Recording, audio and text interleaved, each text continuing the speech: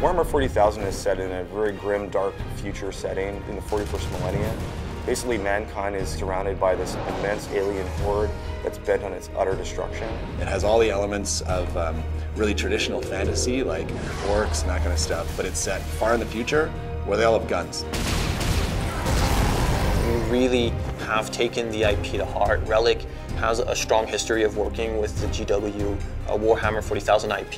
We love that IP, and we don't want to sell short any of the action and the violence.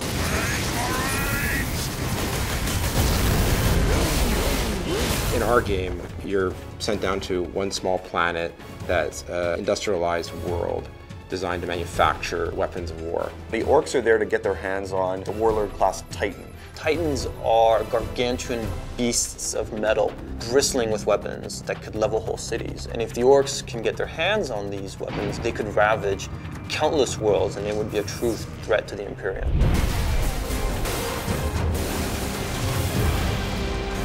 Space Marines started out as human beings, but they go through a rigorous process of training and physical transformation that really elevates them into almost demigods. Their bodies actually are implanted with new organs. Their strength is multiplied, their resistance is multiplied. Captain Titus is the protagonist in the story. He's the main character. He has the ability to take the rules and sort of interpret them in his own way, and some of the other characters in the story have different viewpoints on how that should be interpreted. Millions more of them. Our plan is unchanged. The main threat in Space Marine are the orcs. They are a brutal, animalistic, barbaric race of beings. Orcs is just one of the many races found in the fiction, and it's the one that we felt best complemented the Space Marines.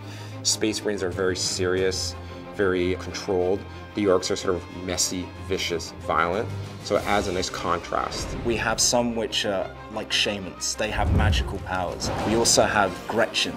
They're these little tiny minions. We also have the Knob. He matches the Space Marine in size and bulk. In fact, he's even bigger. In Space Marine, there are other shadowy forces that are sort of lurking in the background, and Titus and the player will have to confront those if they are able to save the Forge world. Space Marine has such an interesting, compelling setting. It goes all the way from the aesthetic, the architecture with this sort of futuristic Gothic feeling, the epic scale of everything. Everything is immense, everything is larger than life. There's a sort of a beauty in the world, there's also so much darkness and death and destruction, and those contrasts create such an interesting sort of canvas for us to paint on.